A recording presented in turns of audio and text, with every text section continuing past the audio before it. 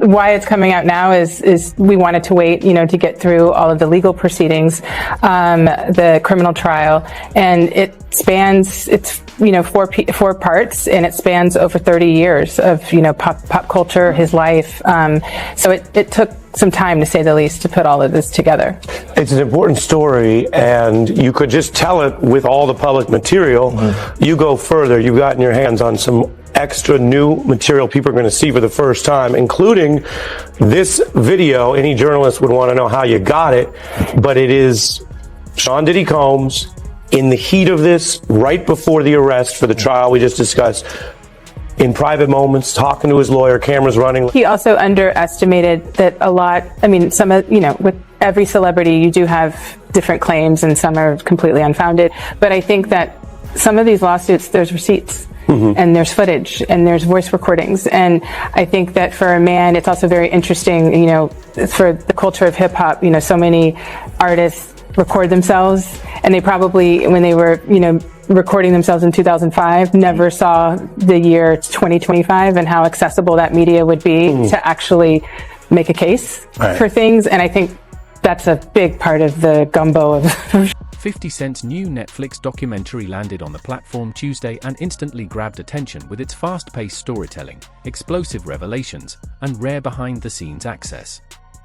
Featuring intense first-hand accounts from people once closely connected to Diddy's inner circle, the film delivers a gripping look at his rise, the controversies that followed, and the hidden world surrounding his success. It offers a raw, unapologetic angle on a story that audiences have almost never seen revealed this intimately. Only they can answer that question. I have my own opinion, but I wouldn't slander their name like they did mine. I wouldn't say things that I knew, you know what I mean?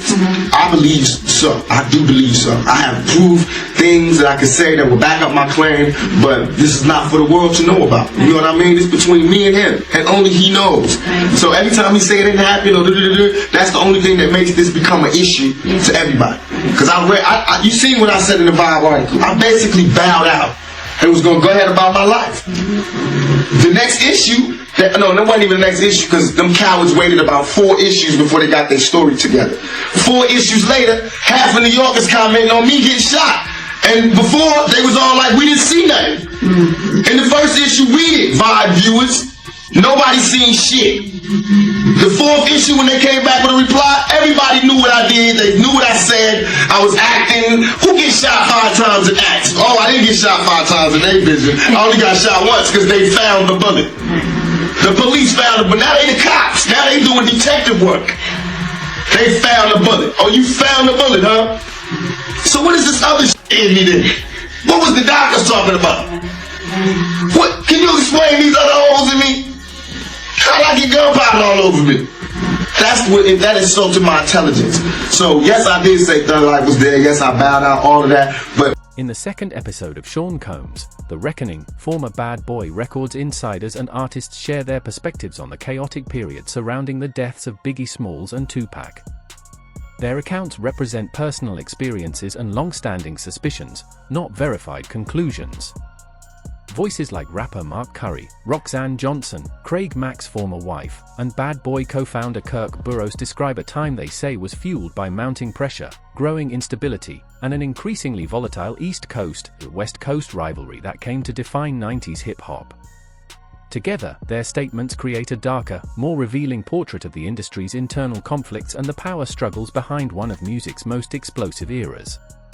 Been hearing from Greg Kading, the detective that worked on Tupac and Biggie's case in this documentary. He is the investigator that did that proper agreement with Keefe D way back in 2008, where Keefe D alleged that Diddy tried to offer him $1 million to take out Tupac and Suge Knight. And Tupac's trial with Keefe D is coming up very soon in early 2026. And we know that Diddy's name has been dropped at least 200 times during these proceedings.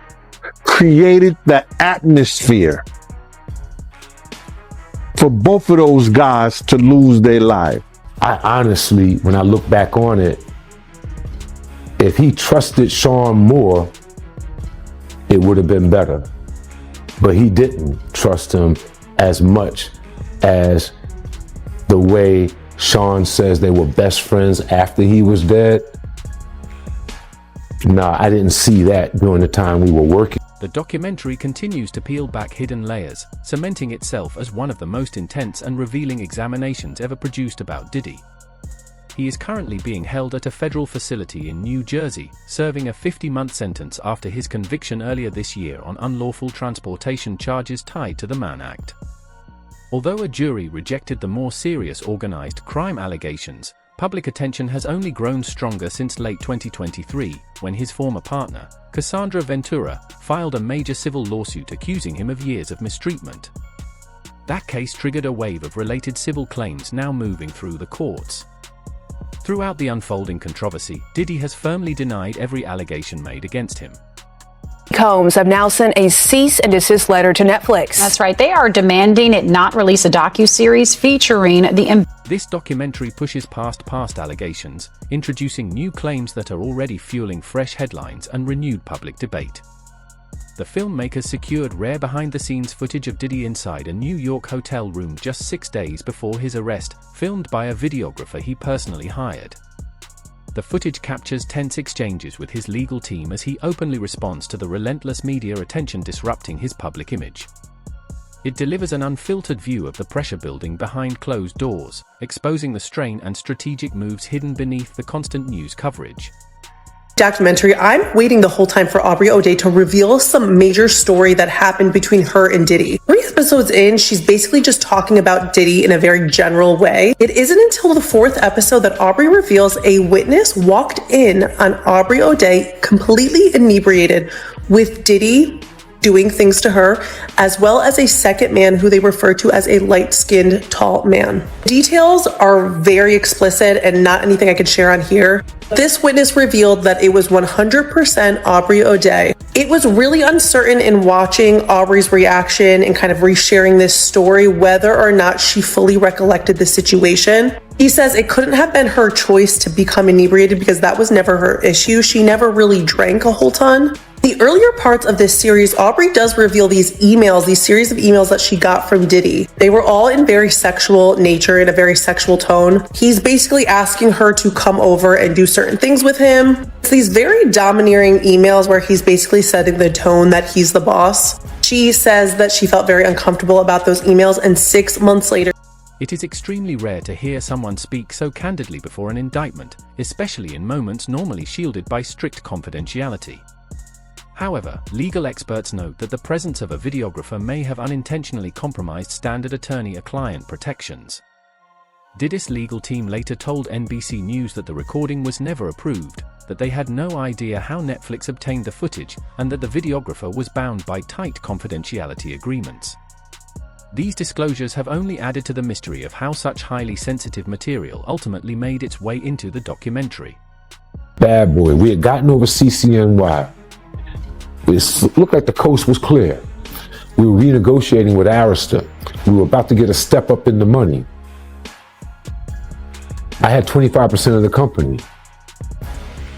I didn't know why he needed to get that back from me and then give it back to me again. I didn't understand that. That's like a trick. Like, okay, here, I gave it to you, now give it back, and don't worry, I'm gonna give it right back to you. I didn't want to give it up. So he came into my office one day unexpected, him and Kenny Marsalis, they had it planned out. Kenny had the briefcase with all the stock certificates in it, and Diddy had the bat. Not like, I'm gonna beat the shit out of you with the bat, but he had the bat like, man, we got to do this. This has to happen.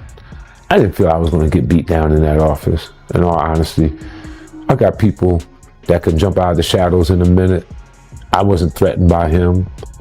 What I was messed up over was the fact that I started this company with you from day 0, and now the one solid thing that you told me I had, you want to take that back and do a return to me on that at this critical time that we're renegotiating and getting a step up on the contract.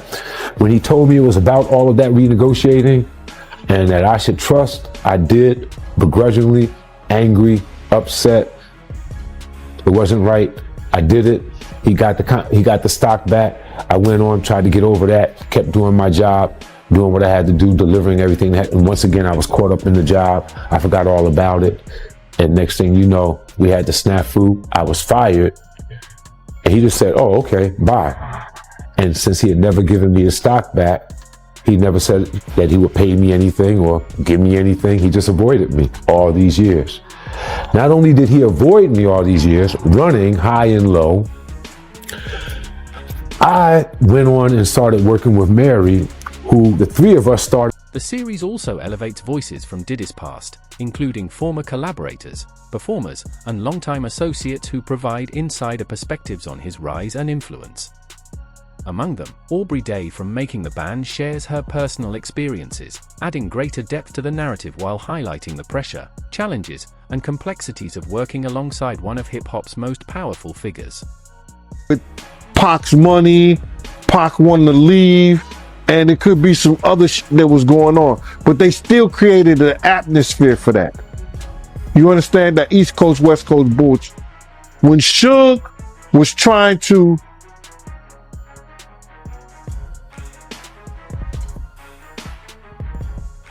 use the New York guys to, okay man, come on, let's make some sense of this shit. And have a meeting and sit down with the New York guys and ask for a representative for Puff to come on. Puff was mad. You see now why Puff was mad. Everybody know now why Puff was mad. That he didn't want nobody to come to the meeting because Suge was playing Play Daddy. Suge was in there playing Play Daddy with Justin. It's crazy. I said, well, how you gonna be mad at Misa and the East Coast, West Coast? And now we see why he was mad. We don't know if Suge sent Puff those pictures years ago. We don't know that.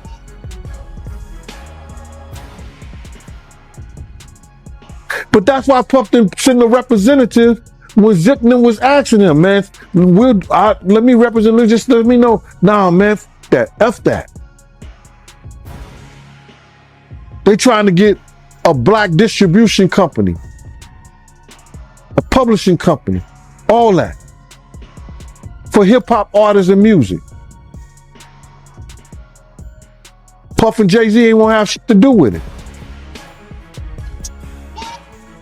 And look who get rewarded behind that. So, to answer your question, I think the atmosphere that they designed and made up led to what we know was the East Coast, West Coast war.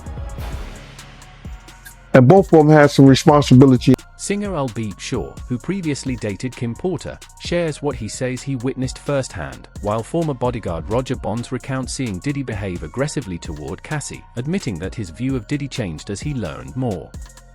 Adding another layer of tension, Bad Boy Records co-founder Kirk Burrows reveals that he once held a 25% stake in the company before Diddy allegedly pressured him into signing it away. Burrows says that decision derailed his career, pushed him out of the industry, and led him into financial struggle, even as Bad Boy went on to achieve enormous success. You say Suge looks over, he sees you?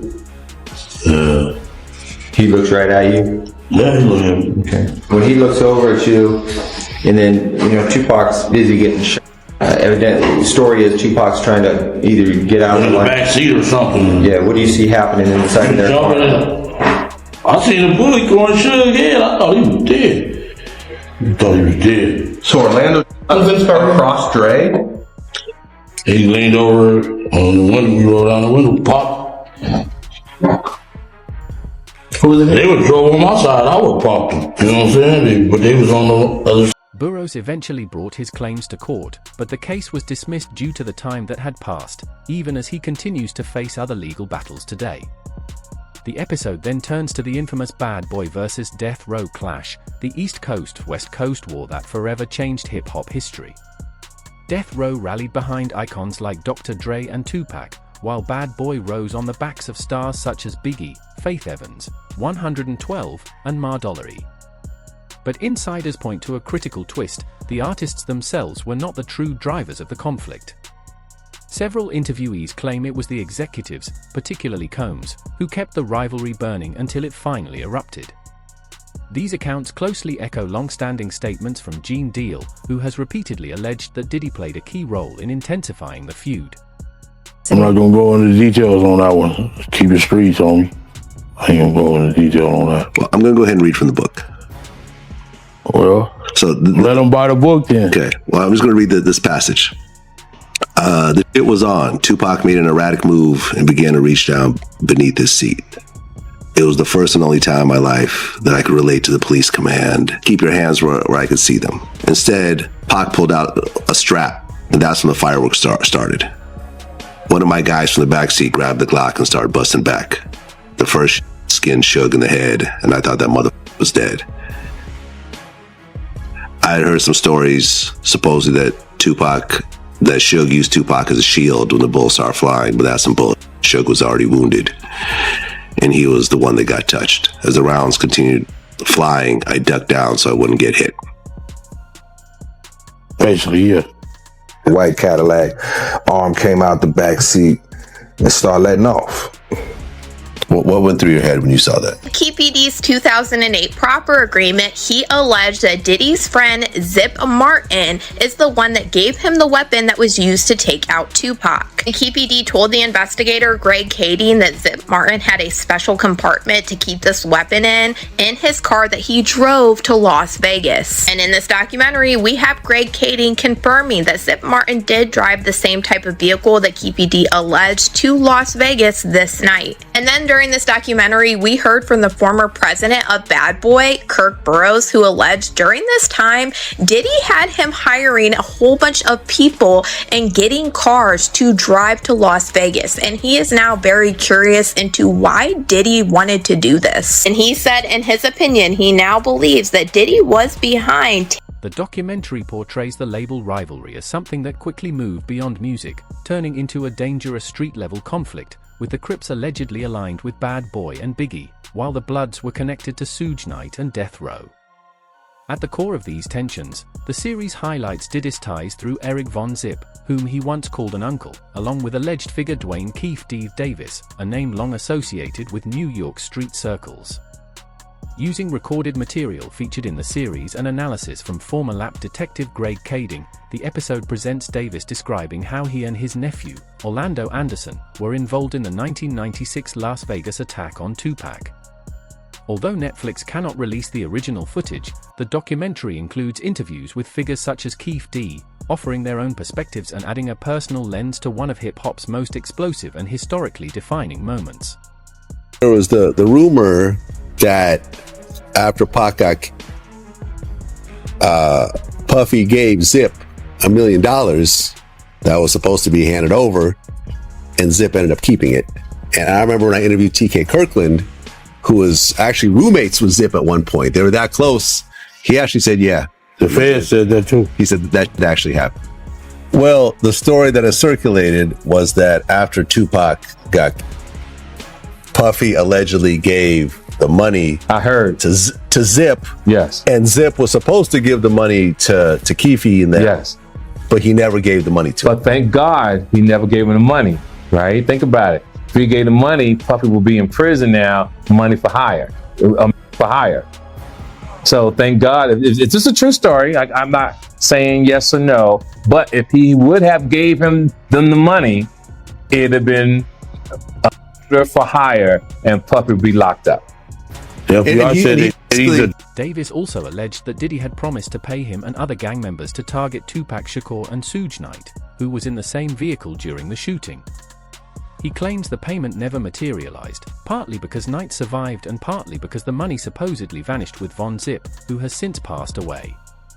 While these allegations remain unproven and are heavily disputed, they add another intense and complex layer to the already tangled accusations surrounding Diddy, reinforcing the documentary's portrayal of enduring conflicts, unanswered questions, and the lingering shadows over one of hip-hop's most infamous events.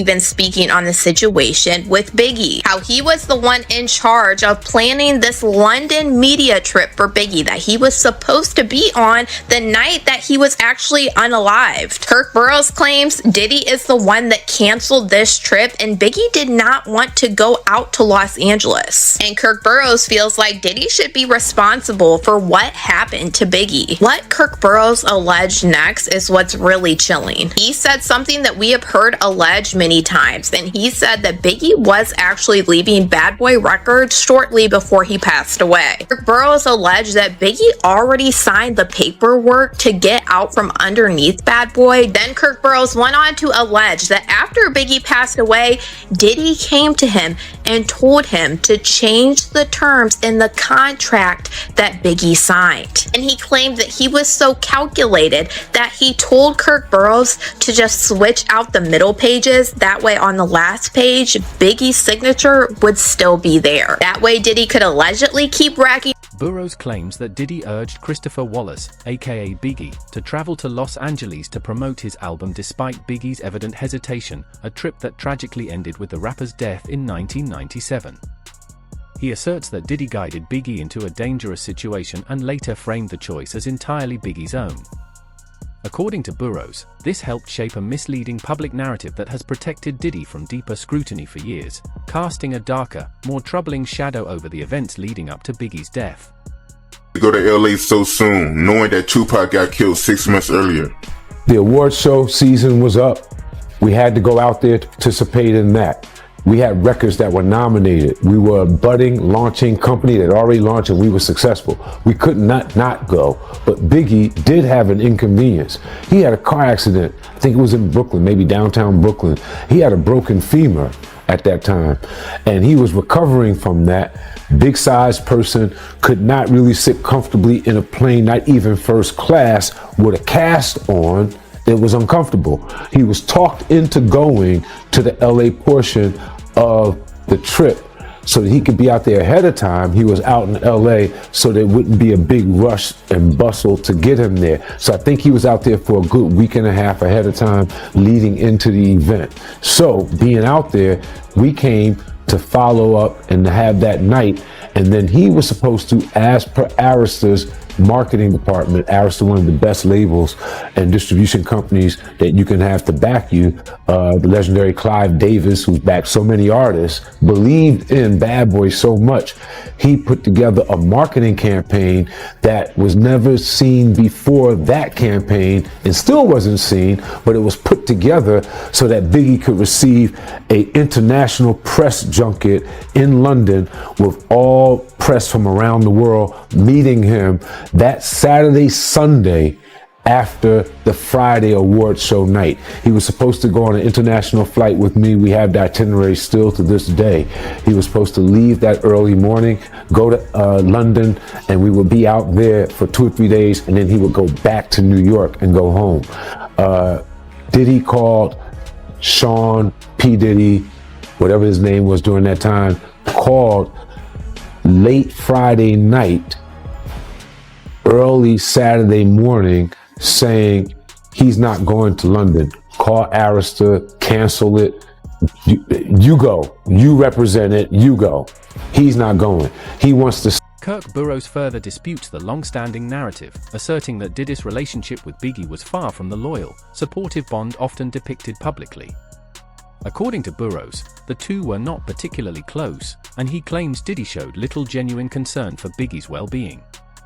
This account paints a deeply unsettling picture that directly challenges the carefully crafted public image Diddy has maintained for years. The budget for Big in LA for the award show ended that Friday night, Saturday morning, when a new budget started to get him from LA to London, where he would be taken care of with security, his friends, and everyone that he wanted to be with him in the style that he was accustomed to handle the press junket. When that didn't happen, that budget was never opened. The budget for LA ended, and there was a great need for security that Saturday night, and he was out without that security. to beef up. And we lost him. And in that decision, what it put us in, that decision put us in the worst situation that we could have ever been in. We lost our number one talent. We're on a West Coast where we're surrounded by enemies who told us not to be here. We really shouldn't have been there, but we were. Now we have to get out of there. At that time, I brought most of the company with me. I had a lot of interns, young people. I had to account for them with their parents. We had to get them home. That weekend, I think we had to get Sean out first. 1, 2, 3 steps in the trunk of a car, moving out the city limits to another airport on that flight out. I stayed until Sunday-ish or so, making sure all the interns, all the executives, every last one of the kids that was out there with us was back east. And then we had to make preparations for Big's family to know where he was at, for them to make preparations to bring him back home a week or so later. So that was the job. And then in previous interviews, Biggie's mother has expressed her belief that Diddy may have had a connection to her son's tragic death, adding a deeply personal and emotional dimension to the long-standing controversy. Her perspective has heightened public scrutiny, introducing a haunting, profoundly human element to the allegations and further complicating a case that has cast a long shadow over Biggie's legacy for decades. Oh, hi, Gene. How are you? All right, man. You know I ain't seen you since I came to your house and had that conversation with you. How you been? You all right? I've been okay. I've been watching you on Facebook. I'm sorry, Ms. Wallace. I'm sorry I had to do what I had to do, but you know, it is what it is. Okay. I know you do. Thank you, Ms. Wallace. Like I told people, I said if Ms. Wallace would have called me and told me to shut it down, I would have shut it down. Ms. Wallace ain't called. She knew how to get in touch with me. If Ms. Wallace didn't tell me to shut it down, I'm going to keep doing it because I respect you, Ms. Wallace. And do what you do. First thing I said was, Ms. Wallace, if you tell me to stop, leave Puff, stop, no, I didn't say leave Puff. If you tell me to stop doing what I'm doing, I will. She said, no, G, I watch you. You keep doing it. You doing a good job. You, man, listen here. Yo. I was happier than one of them boys at a Diddy party. I was so happy, man, it was crazy. Cause this was the first time I had talked to Ms. Wallace since the last time I talked to her and was telling her about Big. Diddy has denied every allegation made against him, and these denials now form the cornerstone of his defense. If even one of these claims were to gain serious traction or be proven credible, it could unravel the carefully constructed image he has safeguarded for decades, leaving his public legacy exposed and more vulnerable than ever.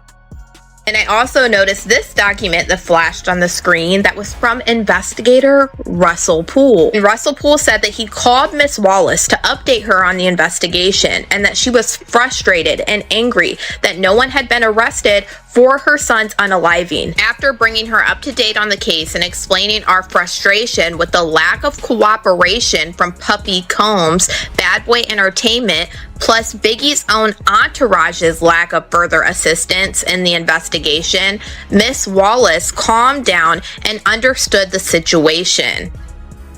Greg Kading said in this documentary he believed that Diddy did not cooperate with Biggie's investigation because it would have led investigators back to him with Tupac's unaliving. I always remember the saying that when you solve one of their cases, you will solve the other. And that's why I honestly can't wait until... Could this groundbreaking documentary spark new legal action? Opinions, theories, and predictions continue to circulate as the conversation intensifies. This unfolding story is high stakes, high profile, and drawing the attention of fans and critics around the globe. Every perspective contributes to the growing debate over what may unfold next.